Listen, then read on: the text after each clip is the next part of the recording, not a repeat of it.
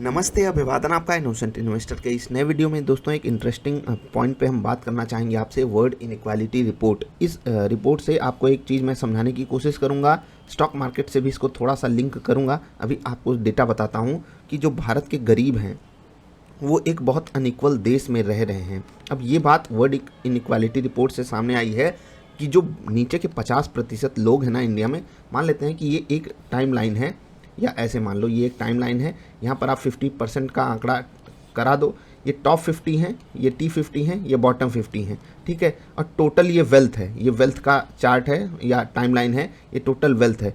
जो इधर के लोगों के पास वेल्थ है वो इधर के लोगों से कई कई कई कई कई गुना ज़्यादा है। इवन अगर आपने ये वाला डेटा देखा हो कि टॉप 10% के पास अप्रॉक्सीमेटली 90% वेल्थ है, तो ये खतरनाक चीज़ है जो आप कभी एक्सेप्ट नहीं कर पाओगे एज अ कंट्री। ये जो मैंने टाइमलाइन बनाई ये 50% की है लोगों की, और अब अगर एक और टाइमलाइन बनाऊँ फंड की, तो ये 50% लोगों के पास मात्र इतना प्रतिशत पैसा है। इधर वाला जो पैसा है ये 50% लोगों के पास है, बाकी 50% हैं वो पैसा, जो इधर वाला पैसा है वो बाकी 50% लोगों के पास है। आई होप आप समझ गए होंगे, मतलब जो बॉटम 50% लोग हैं उनके पास काफ़ी कम पैसा है। यही ये रिपोर्ट कहना चाहती है। एक और बड़ी चीज़ इसी रिपोर्ट में सामने आई है, आप इसको जाकर पढ़ो, काफ़ी मज़ा आएगा। मनी कंट्रोल पे है ये आर्टिकल।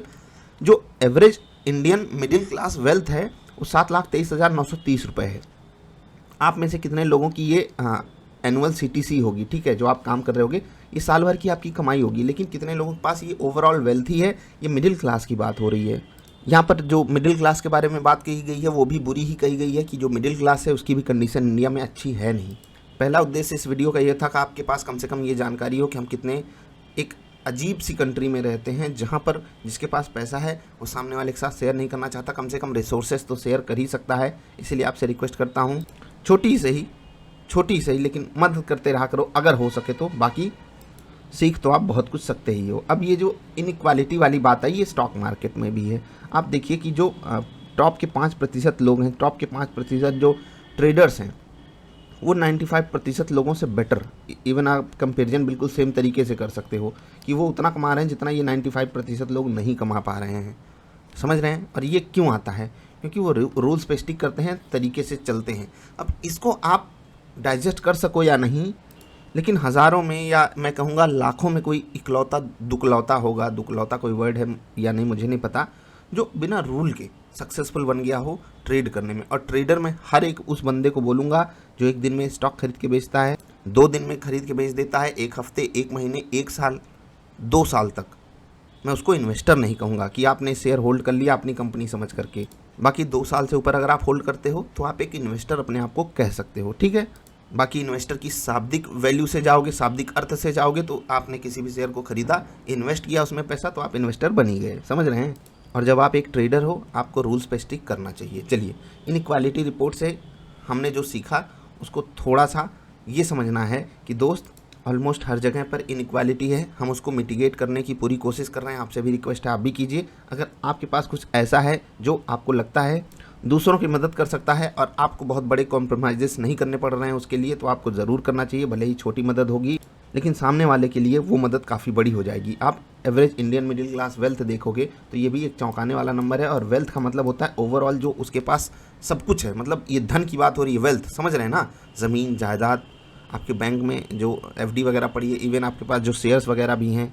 बाकी मिडिल क्लास कहाँ शेयर्स खरीदता है, वो तो कहीं पर भी फंसा होता है। चलिए, जो लोग यहाँ तक आए हो, क्या लगता है दोस्त, मतलब क्या आप 1-2 वर्ड में बता सकते हो कि क्या कारण है इस इनइक्वालिटी का? स्टॉक मार्केट में तो कारण है कि ग्रीड एंड फियर को हम कॉन्कर नहीं कर पाते हैं। एज अ बिगिनर जब मैंने भयंकर तरीके से अपने लॉस किया था, मतलब ऐसे लॉस की जीवन उजड़ा सा लगता है उस वक्त, तो एज अ बिगिनर मतलब वो फील ही नहीं आता कि यार मैं क्यों ऐसा हो रहा है मेरे साथ। लगता है कि मुझे कोई देख रहा है ऊपर से, मैं शेयर खरीदूंगा गिर जाएगा, शेयर बेचूंगा वो भाग जाएगा। जबकि हमें नहीं पता होता है कि हम ग्रीड और फियर के चक्कर में फंसे हैं और इस कारण हमको ऐसा फील आएगा। ये आना ही है। अगर आप डर के कोई स्टॉक बेच रहे हो, वो और नीचे चला गया तो आपको शॉर्ट टर्म प्लेजर मिलेगा, लेकिन अगर वो वहीं से रिवर्स कर गया ये आपको लॉन्ग टर्म मतलब फ्रस्ट्रेशन दे जाता है। और आपको पता है कि हम याद क्या रखते हैं, लॉन्ग टर्म फ्रस्ट्रेशन ही हम याद रखना चाहते हैं, इसलिए हमें ऐसा फील होता है कि हम जो शेयर खरीदेंगे कोई नज़र गड़ा कर बैठा हुआ है, बना कर बैठा हुआ है, वो स्टॉक को अपोजिट डायरेक्शन में ही भगाएगा। जबकि बात सिंपल सी है, grid and fear, grid and fear, grid and fear, लालच और डर। इसी चक्कर में आप किसी बंदे के सामने झुक जाते हो, इसी चक्कर में मार्केट ने मुझे तोड़ा, मार्केट आपको भी तोड़ती है, मार्केट ने बहुत लोगों को बाहर भी कर दिया इसी चक्कर में। मैं अपने आप को किस्मत वाला मानता हूँ कि मैं ये रियलाइज़ करने में सक्षम रहा कि नहीं यार, कुछ तो है जो मैं मिस कर रहा हूँ, और उसको मैंने भले बहुत अर्ली स्टेज में नहीं किया लेकिन कर ज़रूर लिया। इसीलिए मैं आप सबसे रिक्वेस्ट करता हूँ, इसीलिए देखो मैं हमेशा ये बात आपको बोलता रहूँगा, भले 10 मिनट ही सही रियलाइज़ करने के लिए आंखें बंद किया करो, देखा करो मेरे से गलती कहाँ हो रही है, मेरे से गलती कहाँ हो रही है। उस गलती को तभी आप सुधारने की कोशिश करने लगोगे। इनइक्वालिटी बहुत है, मैं जानना चाहूँगा आपको क्या ऐसा कारण लगता है, क्या करप्शन है या इंटेंशन है? बताइएगा ज़रूर, इंटेंशन किसकी? बड़े लोगों की। अभी इतना ही, नमस्कार।